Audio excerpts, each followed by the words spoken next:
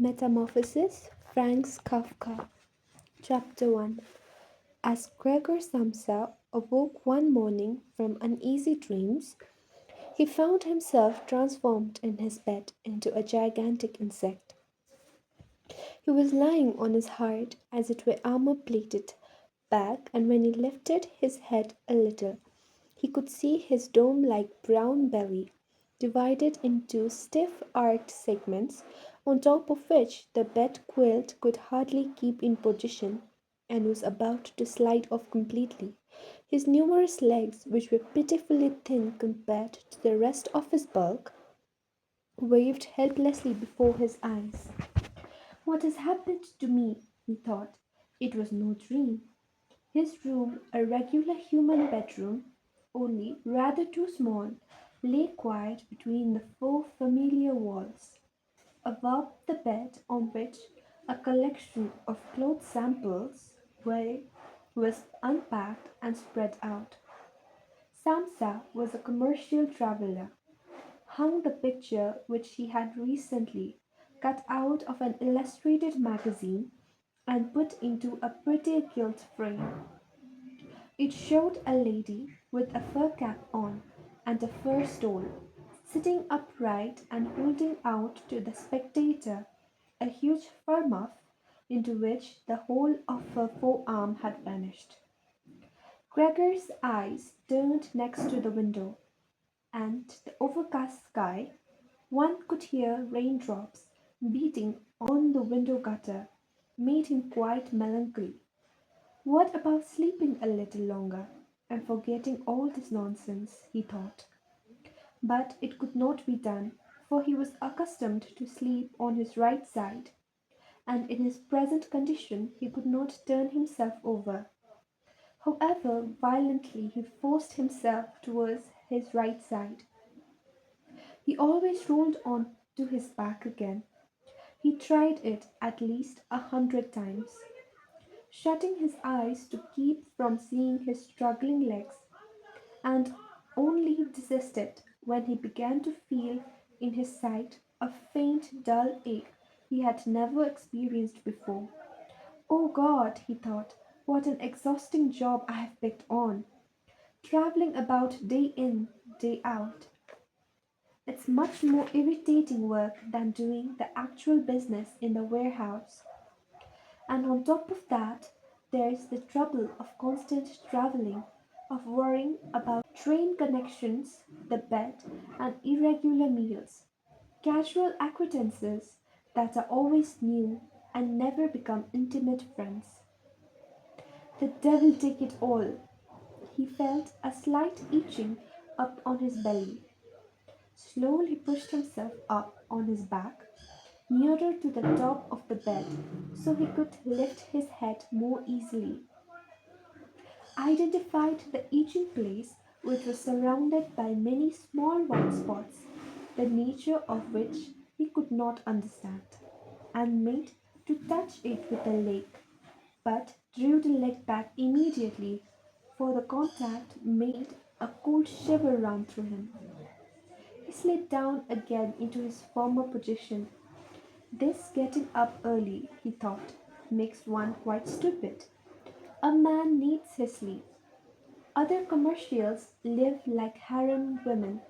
For instance, when I come back to the hotel of a morning to write up the orders I've got, these others are only sitting down to breakfast. Let me just try that on with my chief. I'd be sacked on the spot.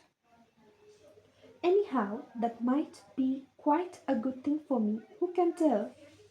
If I didn't have to hold my hand because of my parents, I'd have given notice long time ago. I'd have gone to the chief and told him what exactly I think of him.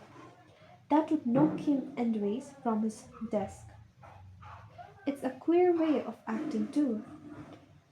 This sitting on high at a desk, talking down to employees, especially when they have to come quite near because the chief is hard of hearing. Well, there's still hope. Once I've saved enough money to pay back my parents' debt to him, That should take another 5 or 6 years. I'll do it without fail. I'll cut myself completely loose then. For the moment, though, I'd better get up since my train goes at 5. He looked at the alarm clock ticking on the chest. Heavenly Father, he thought. It was half past 6 o'clock, and the hands were quietly moving on. It was even past the half hour. It was getting on for 7:15. Had the alarm clock not gone off, from the bed one could see that it had been properly set for 4 o'clock. Of course it must have gone off. Yes, but was it possible to sleep quietly through that ear splitting noise? Well, he had not slept quietly, yet apparently all the more soundly for that. But what was he to do now? The next train went at 7 o'clock.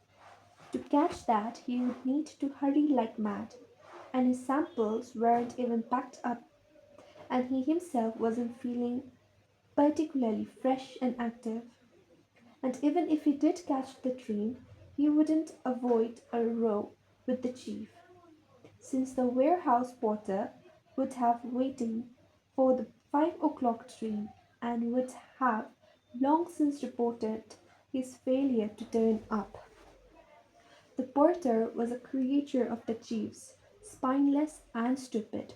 Well, supposing he were to say that he was sick, but would be most unpleasant and would look suspicious, since during his 5 years' employment he had not been sick once.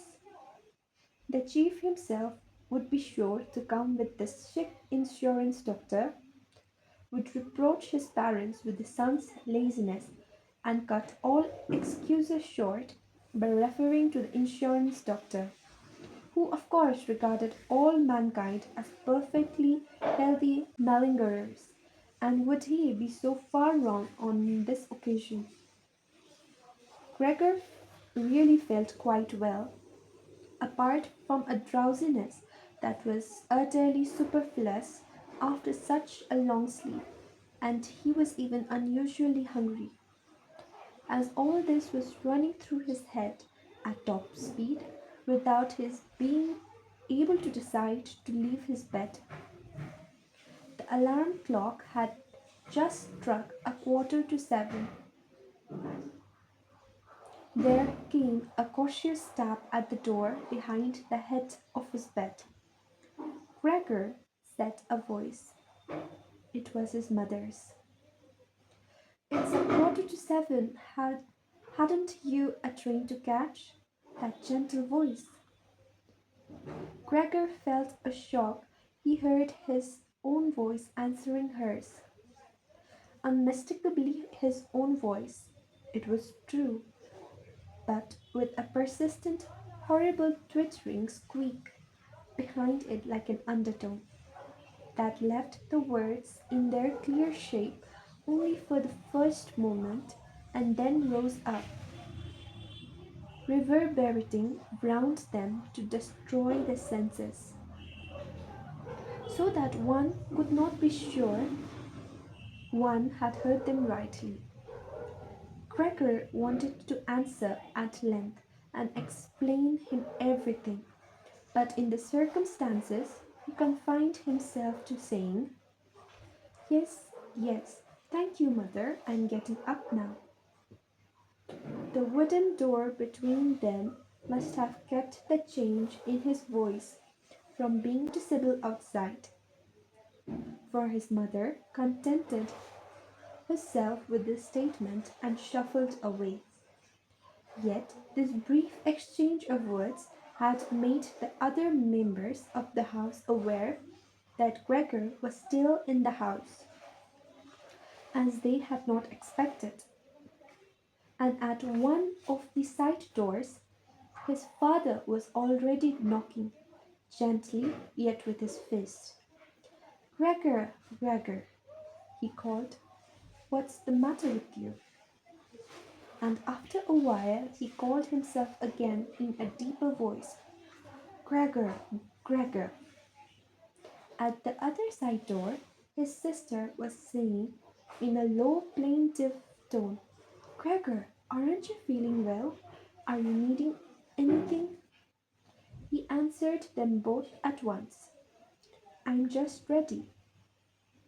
And it is best to make his voice sound as normal as possible by enunciating the words very clearly and leaving long pauses between them. So his father went back to his breakfast, but his sister whispered, Cracker, open the door, do. However, he was not thinking of opening the door and felt thankful for the prudent habit he had acquired in traveling of locking all doors during the night, even at home. His immediate intention was to get up quietly, without being disturbed, to put on his clothes, and above all, eat his breakfast, and only then to consider what else was to be done. Since in bed he was well aware his meditations would come to no sensible conclusion.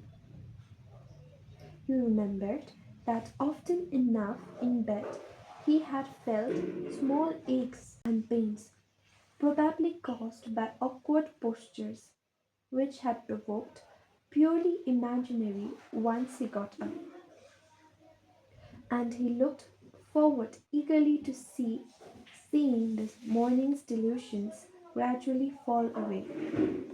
That the change in his voice was nothing but the precursor of a several severe chill, a standing ailment of commercial travellers. He had not the least possible doubt.